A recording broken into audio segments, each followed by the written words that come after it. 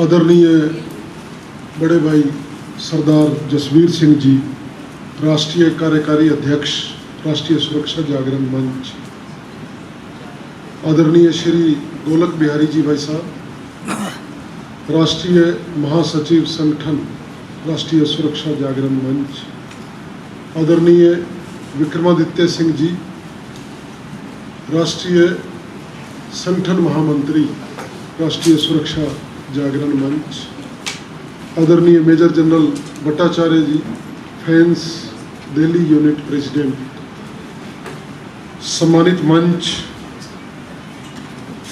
Shri Arya B Shukla ji, Shri Seshadri cherry जी, general Vishnu Chaturvedi ji, general Arvinder Singh Lamba जी, doctor पवन जी, esteemed dignitaries, अति सम्मानित सदन।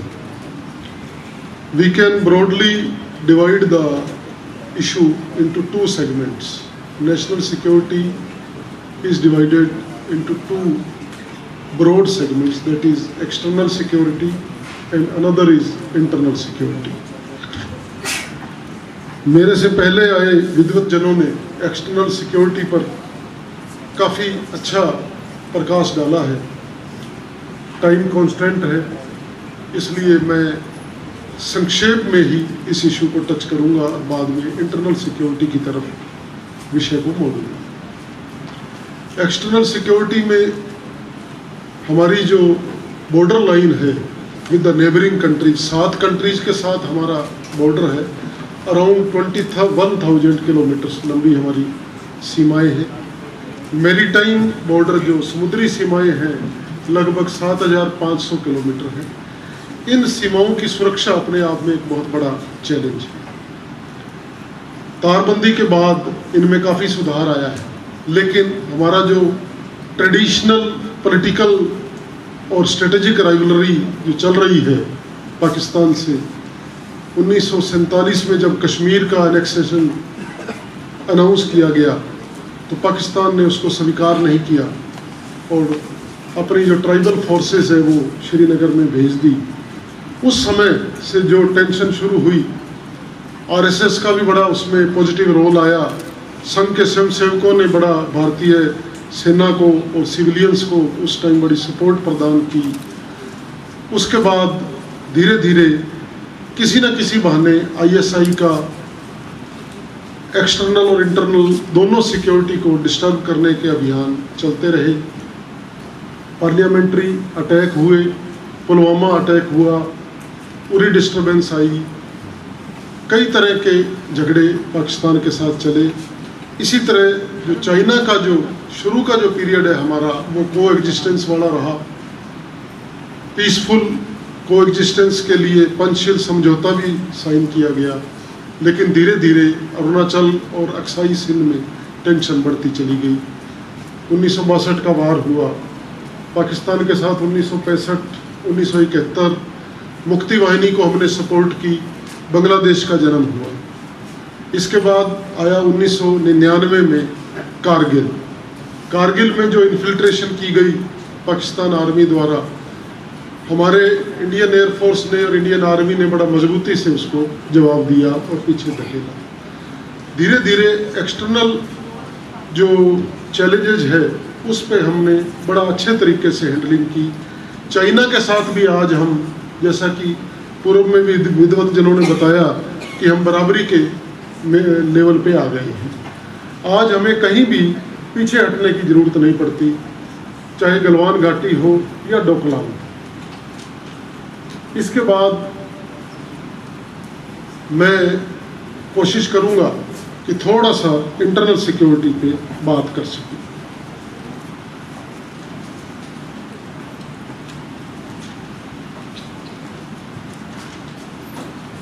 मेनली जो इशू इंटरनल सिक्योरिटी में कवर किए जाते हैं वो है नक्सलिज्म।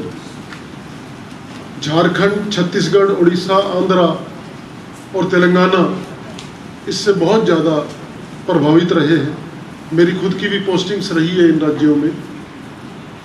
सुकमा के अंदर सीआरपीएफ के 76 जवान एक ही हमले में मार दिए गए। उसके बाद से ऑफेंसिव ऑपरेशंस की पॉलिसी शुरू हुई। डीजी मिस्टर के विजय कुमार आए, जो वीरप्पन एनकाउंटर में भी रहे थे। उसके बाद सरकार द्वारा सीक्रेट फंड भी काफ़ी बड़े लेवल पर दिया गया और ऑफेंसिव ऑपरेशंस में अफसरों को चुन चुन के टीमें बनाई गई। 12 ऑफिसर्स हेडक्वार्टर में बुलाए गए और उनको स्पेशल ट्रेनिंग और स्पेशल फंडिंग दी गई। उसके बाद ऑपरेशन शुरू हुए तो इतने ज़्यादा काउंटर टेररिज्म के जो ऑपरेशन हुए, काउंटर नक्सलिज्म के ऑपरेशन हुए कि कई बार प्रैक्टिकली हमने देखा कि काफ़ी परिवार हमारे पास आ जाते थे कि साहब हमारे हस्बैंड को इस काम से हटाइए, वो कभी भी उनको गोली लग सकती है। हम लोगों ने काफ़ी कोशिश की, उन अफसरों को बुला के समझाया कि भाई आप ये काम मत करो, दूसरे लोग कर लेंगे, आप अपने परिवार पे फोकस करें। लेकिन मैं बड़े गर्व के साथ कहूँगा कि हमारे देश में राष्ट्रवाद और राष्ट्र धर्म की भावना इतनी कूट कूट कर भरी हुई है कि एक भी अफसर ने हमारा कहना मानने से इनकार कर दिया और उन्होंने वो अपने ऑपरेशन जारी रखे। नेक्स्ट जो आता है वो है मिलिटेंसी इन J&K। ट्रेडिशनल जो कॉन्फ्लिक्ट पाकिस्तान के साथ है वो जम्मू कश्मीर में सामने नज़र आ रहा है। तरह तरह के एम्बुश, तरह तरह के अटैक्स हुए, सिख नरसंहार हुआ, हिंदुओं को जम्मू कश्मीर वैली से बाहर आना पड़ा। इवन डोडा का जो एरिया है उसमें भी इन्फिल्ट्रेशन बहुत ज़्यादा रही। पुलवामा अटैक हुआ, उरी अटैक हुआ। इसके बाद जब भारतीय फोर्सेस ने जाके पाकिस्तान ऑक्यूपाइड कश्मीर में सर्जिकल स्ट्राइक्स की, बालाकोट में सर्जिकल स्ट्राइक की, उसका बड़ा एक पॉजिटिव इम्पैक्ट आया। और 2019 में जब धारा 370 हटाई गई उसके बाद से स्थिति में काफ़ी सुधार आया। साइकोलॉजिकली हम लोग अभी जम्मू कश्मीर में बहुत ही अच्छी स्थिति में हैं। इलीगल इमिग्रेंट्स का जो मामला है, बांग्लादेश और म्यांमार से जो आ रहे हैं रोहिंग्याज, ये अपने आप में एक बहुत बड़ा इशू बन गया है। अनकन्फर्म्ड सोर्सेस का ये कहना है कि भारत में लगभग 15 करोड़ की संख्या में ये लोग आ चुके हैं, जो हमारे लिए हर लिहाज से खराब है। अनएम्प्लॉयमेंट अपने आप में एक बहुत बड़ा प्रॉब्लम है। गरीबी राष्ट्र के लिए एक बहुत बड़ा अभिशाप है और बेरोजगार व्यक्ति को एक चलता फिरता बम माना जाता है। हमारी ये कोशिश रही है कि इंटरनल सिक्योरिटी के इस फैक्टर को भी थोड़ा सा फोकस किया जाए। ISI का जो इन्फ्लुएंस है वो काफ़ी नज़र आता है। मैं इंटेलिजेंस ब्यूरो में मुझे काम करने का मौका मिला। हम देखते थे कि नेहरू पार्क के अंदर जो है हमारे आदमी बैठकर पाकिस्तान एम्बेसी पर नज़र रखते थे। वो पूरी तरह से ट्रेंड होते थे, उनको जासूसों के बारे में बताया जाता था, फ़ोटो भी दिखाए जाते थे, उनकी पूरी बायोडाटा दी जाती थी। लेकिन ऐसा भी कई बार हुआ कि जब वो कोई चने बेचने की या मूंगफली बेचने का स्वांग रचकर अपनी ड्यूटी कर रहे होते थे नेहरू पार्क के अंदर बैठकर, तो पाकिस्तान एम्बेसी से लोग निकलते थे इवनिंग वॉक के लिए और धीरे सी पीछे से उनके वॉक करते हुए पंजाबी में कह जाते थे, अरे यार तेरी ड्यूटी खत्म नहीं हुई अभी तक, घर वाले इंतजार कर रहे हैं। इससे अपन अंदाज़ा लगा सकते हैं कि जितना हम अपने आदमियों को ट्रेनिंग देते हैं उतना उनका भी इन्फिल्ट्रेशन हमारे सिस्टम में है।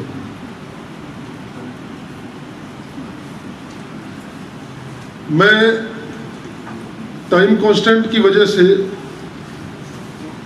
इस बात पे आ जाऊंगा कि आज की स्टेज क्या है 21st सेंचुरी में जो हमारा सिक्योरिटी सिनेरियो है। तो उसमें मैं ये कहना चाहूँगा कि चाइना के बॉर्डर पर लद्दाख में आज हमारे टैंक दौड़ रहे हैं।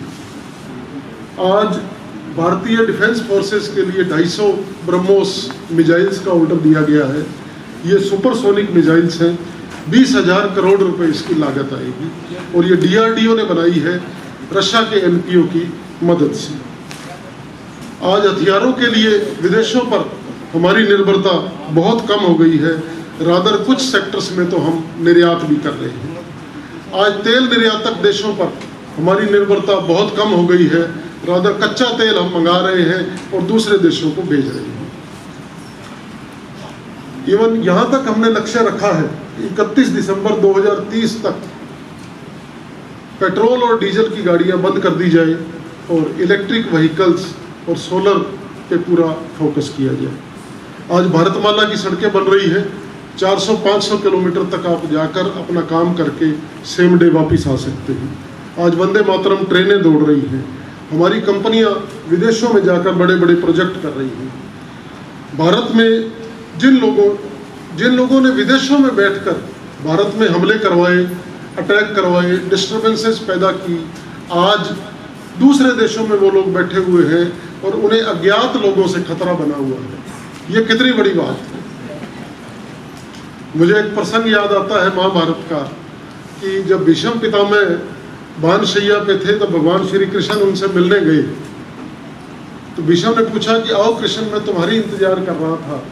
मैं ये जानना चाहता था कि जो कर्ण का वध किया, जो दुर्योधन का वध किया, द्रोणाचार्य और जयद्रथ का वध किया, क्या ये धर्म संगत था? क्या ये नैतिकता के मापदंडों पर सही उतरता है? तो श्री कृष्ण ने कहा हंसकर कि पितामह मुझसे क्यों पूछ रहे हो? जिन्होंने मारा उनसे पूछिए। भीष्म ने कहा कि ये मजाक का समय नहीं है, मैं जा रहा हूँ, अभी तो सच्चाई बताओ। तो श्री कृष्ण ने बताया कि साहब, जब एक वो युग था जब भगवान राम के सामने रावण जैसे विद्वान शत्रु थे और हमारे हिस्से में तो दुशासन और दुर्योधन जैसे लोग आए हैं, तो नैतिकता के मापदंड हर युग में सेम नहीं हो सकते। कल युग में ये मापदंड फिर बदलेंगे। तो आज हम गर्व के साथ कह सकते हैं कि वो मापदंड आज हमारी सेना, हमारा इंटेलिजेंस ब्यूरो बदल रहा है। आज हमारी इतनी कैपेसिटी बिल्ड हो चुकी है कि आज हमारी विल पावर इतनी स्ट्रॉन्ग है कि दूसरे देशों में जाकर हमारी इंडियन आर्मी और इंडियन एयरफोर्स सर्जिकल स्ट्राइक कर रही है। डिजिटल ट्रांजैक्शन की जब आदरणीय मोदी जी ने बात की तो दुनिया ने उसकी हंसी उड़ाई थी कि जिस देश के अंदर 80 करोड़ लोग बिलो पॉवर्टी लाइन है, वहाँ डिजिटल ट्रांजैक्शन कौन करेगा? और गर्व के साथ कहना है कि आज हम इसमें विश्व में नंबर 1 हैं। दुनिया की 5वीं सबसे बड़ी इकोनॉमी आज हमारे पास है। 2025 में पूरी संभावना है कि ये 4थी पोजीशन पे आ जाएगी। पिछले 10 सालों में सबसे ज़्यादा बढ़ने वाली स्पीड वर्ल्ड में इंडियन इकोनॉमी की है। बढ़ने की जो स्पीड है हमारी, उसमें भारत नंबर 1 पर है विश्व में। और एक आश्चर्य की बात यह है कि जापान की इकोनॉमी में पिछले 10 सालों में 1% भी बढ़ोतरी नहीं आई है। हमारी जीडीपी 105% बढ़ी है। 2015 में हमारी इकोनॉमी का साइज $2.1 ट्रिलियन था, जो आज $4.3 ट्रिलियन है। 280 करोड़ लोगों को फ्री में कोरोना की वैक्सीन लगाई गई है और दूसरे देशों में भी एक्सपोर्ट की गई है। खुद के देश में नोटबंदी करके दूसरे देश की अर्थव्यवस्था को कैसे बर्बाद किया जाता है, ये हमने दुनिया को सिखा दिया है। जीएसटी कलेक्शन रिकॉर्ड स्तर पर है। हमारे आज विश्व में अलाइंसेज हैं। यूक्रेन और रशिया के वार में हम रेलेवेंट हैं। फिलिस्तीन और इजराइल के वार में हम रेलेवेंट हैं। तो इंडियन जो सिक्योरिटी सिस्टम है पिछले 10 सालों में इतना मजबूत हो गया है कि आज कोई भी दुश्मन देश का व्यक्ति हमारी तरफ आंख उठाकर देखने से पहले 100 बार सोचेगा। जय हिंद, जय भारत।